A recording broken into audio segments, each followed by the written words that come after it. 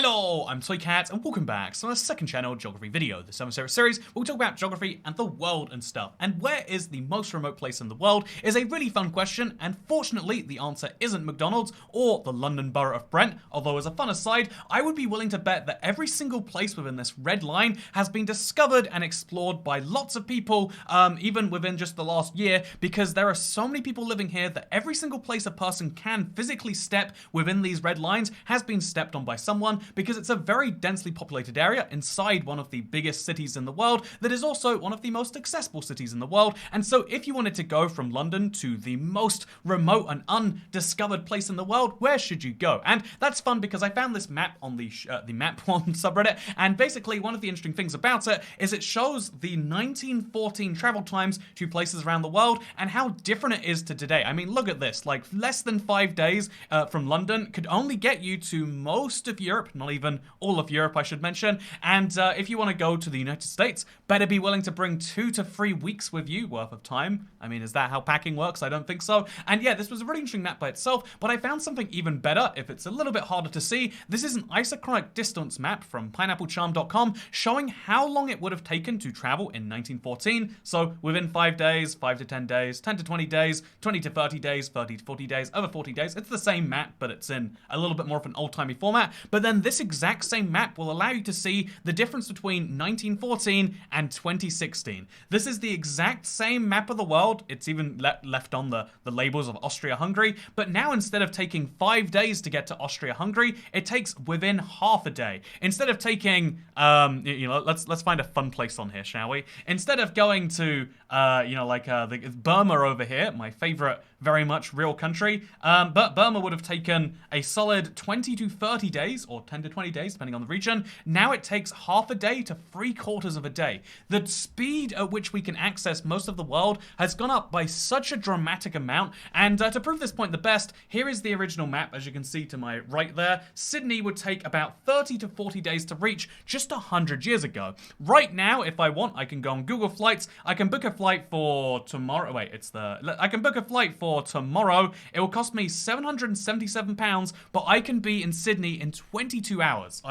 Even if you add the time between now and me booking this economy flight, it's like I would be there within a day and a bit, which is nuts. That just one 6-hour flight followed by a 13-hour flight is enough to get me, it's a fun flight price too, all the way to Sydney, Australia, almost the other side of the world. It's one of those nutty things that we as humans have come so far in such a short period of time, but only really for cities, because this map of the world, obviously, if you look right here, it simplifies and it just says, like, it takes over 1.5 days to get to lots of regions, including the tundra parts of Siberia, including the north of Greenland and stuff like that. But it's actually way more complex than you might think to work out the hardest to access places. Of course, you can basically go to any major city in the world if you want. Pick a major city. Oh, you want to go to Buenos Aires? Good news, you can be there in 16 hours and 45 minutes. There's no direct flights anymore. Man, that is brutal, huh? You can be there. Do you want to go to, Quito, Ecuador? I want to say it's actually, yeah, it is Ecuador. Then you can be there in just 14 hours. Man, South America is hard to get to direct these days. But my point is you can get basically any major city in the world easily connected. But what about not major cities? As I discussed in my last video, most of the places that are unexplored right now, they don't have direct flights because people would have explored them. It's places like the Russian Siberian wasteland where, like, yeah, I don't think a person has stepped foot here, or if they have, it was a very, very long time ago, because why would anyone? Oh, it's actually kind of near Krinda, a town of... Is this even a town? What is this, you know? It's a nothing place, apparently. Let's find out. Yep, it's a place. It's minus 18 degrees right there, so no one is stepping foot out in the open, I hope. So interestingly enough, the truth is getting to any city around the world is relatively doable. What about the places that aren't cities? And the best example of, like, a place that is not a city that is hard to access always comes down to Antarctica, right? This is, like, you can go to any continent right now. I named Australia, I've shown South America. I'm sure you can appreciate that you can get to the continents of the world, even the major islands, but getting to Antarctica, the 7th continent or whatever, is the most tricky one to do. In fact, outside of cruises which go past Antarctica and, like, kind of sets, you know, like they let you step foot in Antarctica for a few seconds. Outside of those cruises, it is very, very hard to get anywhere in the Southern Ocean, truth be told. Fun fact, by the way, the Southern Ocean is like the most desolate in the world. Also, fun fact, by the way, I hate talking about ocean maps like this one because oceans are so hard to define compared to land. Like, there is definitely a distinction between the Indian Ocean and the Pacific Ocean and the Atlantic Ocean, but where exactly is, you know, like, we can tell that there is a clear distinction to be made there, but it's a lot harder than land, and so I rarely talk about oceans. But I want to talk about oceans because, yeah, the Southern Ocean is super inaccessible, including Antarctica. In fact, Antarctica is so poorly accessed that there's this fun page on Wikipedia, list of Antarctic expeditions, showing every single person who's gone on an expedition, and you might think, like, yeah, after the 20th century, which, by the way, this was every expedition to Antarctica as of 1897, you can see how, like, oh, no one went all the way anywhere near the South Pole. No one went really around most of the inner lands. People just kind of went around it, right? But even if you look at the last 100 years, you can see that there's just been so few. Like, you know, there's been 100-something expeditions. Wow, that's crazy. But the fact is, oh wait, do you see YouTuber? Oh, that's fun. Oh yeah, we got we got Brady Harron has made an expedition to Antarctica. In the expedition, he won the renowned iceberg spotting competition by being the first man in his vessel to spot an iceberg that was larger than a ship. For this, he won a certificate that is framed in his house to this day. I don't know if that makes this article very, you know, whatever. It's fun. It's very interesting. Anyway, so basically, the fact that you can just read about every single person who's been to Antarctica on a major expedition tells you that the majority of this whole landmass has not been explored by people. In fact, if you pick a spot on Antarctica and you can get there, you can probably be sure that no one's been there as well. However, this is the easy picking continent. No one would go there because there's not really big reasons to. So what's the easiest place that you can go to without having to have a scientifically valid reason and having to spot icebergs to get awards or whatever else? And the answer to that one is usually the French Southern and Antarctic French Southern and Antarctic lands. This is inside the Southern Ocean, and it's one of the most populous regions. In fact, in the Southern Ocean, there is generally considered to just be one city, and even then, that's only if you consider the Falklands to be in the Southern Ocean, which is very debatable. But the Falkland Islands have Stanley, so yeah, you can go to Stanley. It's a very, very huge. Look at the size of this town. It is shockingly large. There's so much to do.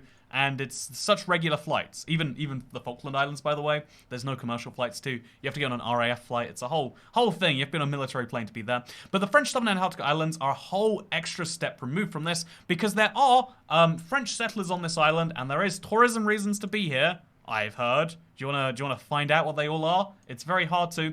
But how do you get to the French Southern Antarctic lands? The answer is, according to Wiki Travel. Great. There's also Wiki Voyage, by the way. Every time I mention one, people have to mention the other. There's a whole controversy that happened behind the scenes. Not here to talk about that. Instead, I'm just here to say, did you know that in the French Southern Antarctic Islands, the main island, the Kerguelen Archipelago, which is, again, just the most accessible of these islands, is one of the hardest places to access in the world. What do you have to do to get there? Well, you just have to, obviously, you gotta book a cabin on the Marion du France for about 8,000 euros a person, and then the trip leaves from Réunion, and there we go, we get there. Ignore the rest of that page. So we just fly to Réunion, which is a French territory in the southern Atlantic. It's, I think, in the Indian Ocean, actually. It's near Africa. It only costs you £775, and really, there's direct flights from Charles de Gaulle to Réunion. Wow, that's exciting. We'd love to do that sometime. So anyway, you can see, like, it's very easy. You just hop on a plane, you go to Run Airport,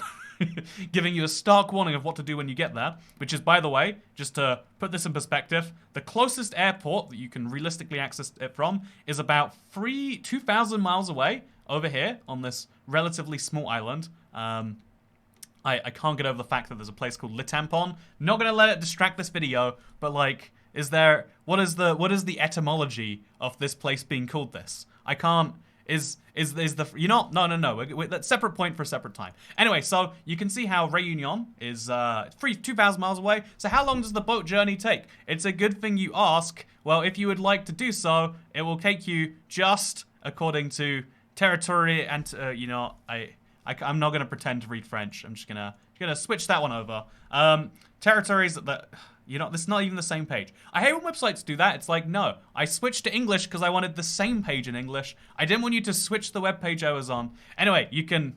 Oh, there's a little bird. It's cute. Anyway, if you want to book a passage on there, costs, like I said, 8,789 euros a person. That's like 8,000 in real money. And just a dunk on the French today.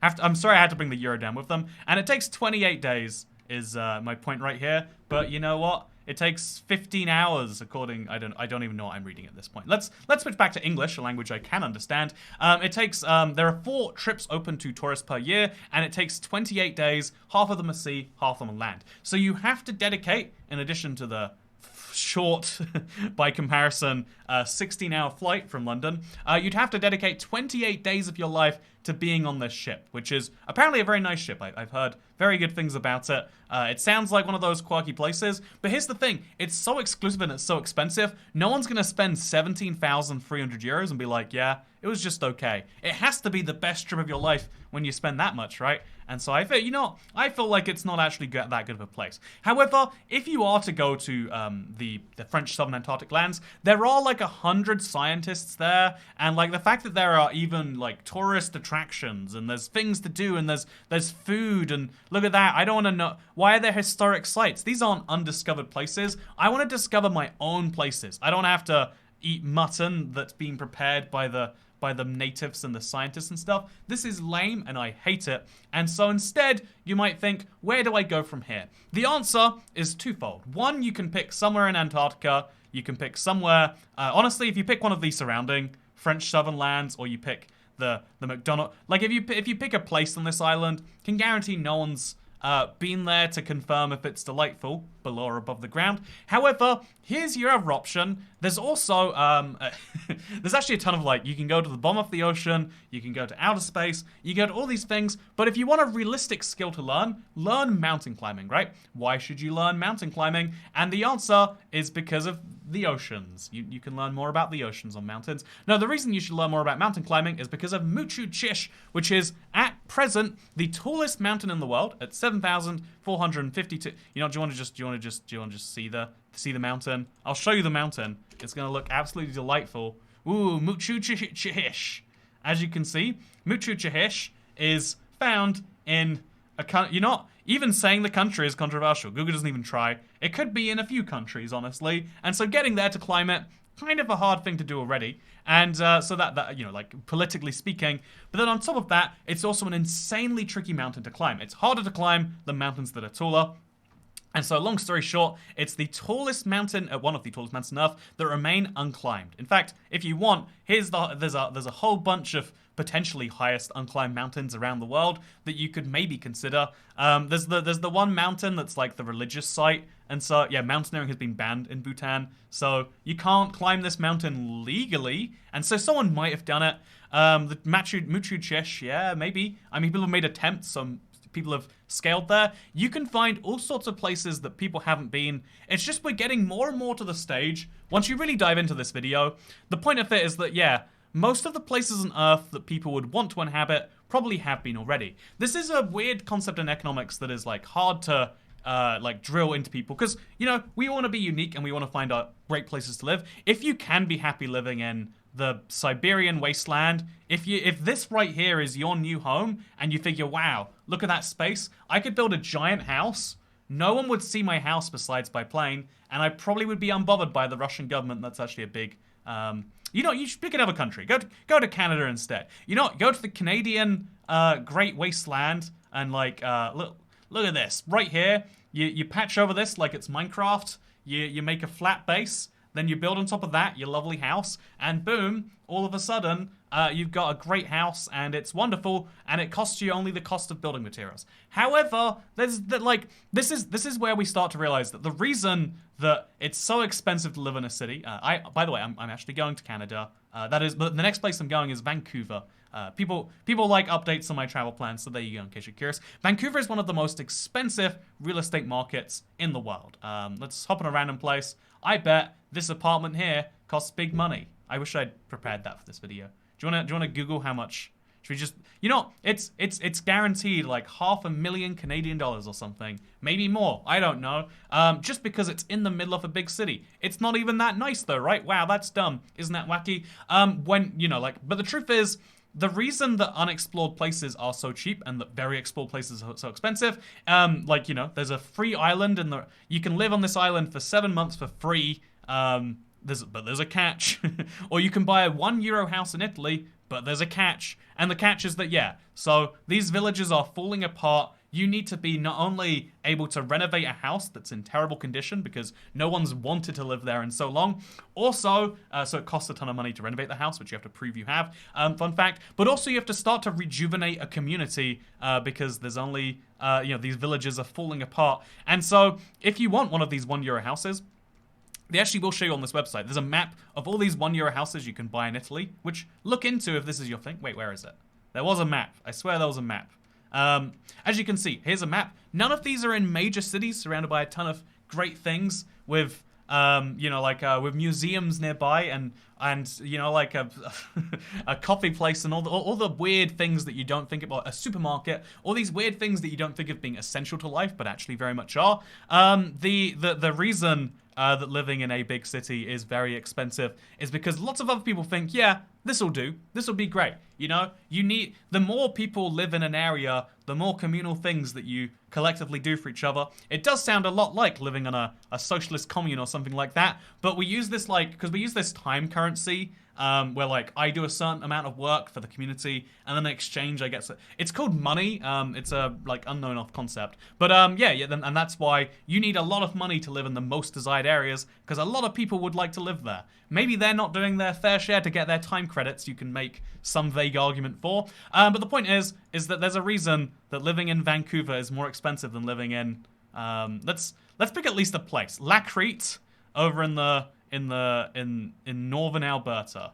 I am, you know, without even looking at the property prices, I can tell you that it's cheaper to live in this thing. That might be a motel. I'm pretty sure it is by the signage, actually. It's cheaper to live in that thing there. And are any of these houses? Okay, that thing there, than it is to live in that Vancouver place. Because one, nature wants to kill you less, which people value, not having to maybe die on the way to their local co-op. There's a co-op in Canada too. Can I, you know, now's not the time for this. But, you know, whatever is the time. You know, this video's gone enough off track. I hope that you're enjoying the tangent. If you don't, I'm sorry. I'm not here to offend you. I like random things about geography. Did you know there are so many co-ops around the world? So you can see how there's a co-op in London. It is, because again, it's a cooperative, I guess, and they sell food. But then if we go to, let's say, Switzerland, and then we go Coop food. Coop city food. Is this the same thing? It is Coop. So like it's a cooperative as well, but it's a very different cooperative. I feel like and then there's if I'm not mistaken, in Norway, there's a separate Coop brand. Let's confirm that that's true. And it's wacky. Okay, so let's look at Coop Eresford. It's very hard to find. Coop Meg Aker. There we go. Look at this. This is an entirely different co-op brand in an entirely different country, and so many countries have a store named Co-op. I've wanted to make a video on this forever, but I don't have like a hook as to why it's interesting. It's just weird that this exact same name and brand is everywhere. And what do you think of your local co-op if you live in a country that has one? And if you don't live in a country that has one, then that sucks, right? No worker-owned food stores for you. But no, speaking of worker-owned food stores, the truth as to why we haven't explored most places is because there hasn't been a reason to go there yet. The reason we don't go to the bottom of the ocean is because there aren't a great ton of resources down there compared to the effort put into going down there. If we were to suspect there were resources, we would go into the ocean. That's why we do so much ocean drilling for oil, for instance. When we suspect that there might be some, you know, let's say we find out that emeralds are much more common high up in the mountains of Machu Picchu and Sumari and Terry Kang, people would be climbing those mountains and looking for those emeralds. However, despite those things being true, despite those things potentially being true, the truth is everything in life, including location, is this balance of all these other things. And so, yeah, if you want to live somewhere, if you want to go somewhere that hasn't been stepped before, just know you're taking a risk on it might just be a place. I think this is actually a beautiful risk. Like if I go right here, maybe no one has stepped here for a while. It's actually at Farmer's Field. So he's literally been there in the last year to plow these tracks. But maybe he's hiding a secret. Maybe the Coombe Manor Barns. Oh, it's a wedding venue. Yeah, that means thousands of people have been there too. See, right? There's enough for Google Maps to have, like, if you want to find somewhere uninhabited, the fewer people you get there, the more of a trade-off you get. That trade-off might just be, if you're lucky, money, like getting to the French southern Antarctic lands. But there always is a trade-off in life, and that's a lesson that is valuable to learn. And maybe you can take it from this second channel geography video that went very far off the point. So should we go back to our map and be like, wow, look how far humans have come, huh? Or should we go back to the Google Flight thing and be like, ooh, isn't it crazy? Oh, by the way, here's a cool thing. So it used to take us, according to this map, about 30 to 40 days to get to Sydney, Australia. Now it takes, like I said, 22 hours and 20 minutes. It actually, you can find the cheapest flight will be, oh, that's actually the cheapest. But you'll often find flights that are slightly cheaper but take just over 24 hours. But here's the thing. It's going to take, if 22 hours is currently about the fastest you can do this, I'd say 21 hours with Singapore Airlines is probably the fastest. So 21 hours is the fastest between Heathrow and Singapore, but it's about to get faster because Qantas, has been working on having a flight, a 19-hour, 19-minute flight from London to Sydney. It's a whole like thing they want to do eventually when they get planes that are efficient enough to do that 19-hour route. But the fact that even this, one of the most common, like the reason that this 22-hour route is becoming 19 hours, but this 28-day route stays 28 days and will for the foreseeable future, is because the number of people who want to go to the French southern Antarctic lands is measured in the dozens, whereas the number of people who want to go to Sydney is measured in the millions. Do you want to go to Sydney? Let me know in the comments. And I think it's cool that, like, oh, I hate this. I don't get how the news has so many ads and people are just like, yep, this is normal. This is what a place that is focused on offering the facts is gonna do. It's like, what? Whatever. Anyway, long story short is we are improving. When people want a thing, we improve and we work towards making that thing better and more efficient. And maybe people do that for money, but it's cool to see that a 30 to 40 day journey became a 22-hour journey, becomes a 19-hour journey, and that's before we talk about all the rockets and ability for this to get even faster. And I think that the future is cool, unless you like uninhabited places, because there's more humans these days, right? Wait, I think I've got a map for this. Yeah, look at this. You see, if you like not many humans and you want relative obscurity, you want to live as far away from people as possible, just go to the year 3000 BC. Do you see how this is the tourist destination no one is telling you about? If you go to the year 3000 BC, that's where you're going to find absolute peace. This video has been sponsored, by the way, by the 3000 BC Tourism Board. That's right, go to 3000bc.net. I guess they wouldn't have a website. Go to speak to your local village scribe about 3000 BC and see if a trip is right for you. Make sure to use coupon code TOYCAT and get yourself 10% off that holiday to the is that the Bronze Age we're talking about there? I don't honestly. When you go below about the year 0, I don't know anything. Like this is embarrassing to admit, but we're at the end of the video. No one watches these. My history is like, I like to believe I understand history. I like history a lot after, like, the human age begins. I have no clue how, like, Bronze to Iron Age to, like, why was there a ton of people in Europe? What, like, this is the Aztecs, I want to say? And then, like, what led to... These were all, like, concurrent civilizations is, like, weird to me. Because you learn about them, like, they're all different points in history. And, like, why is Egypt basically nothing? Is it really that compact of a place? I guess it is. Anyway, there's lots of cool maps I'd love to share sometime, and that's what this second channel is all about. If you like it, subscribe. If you don't, then second channel, don't care. Goodbye.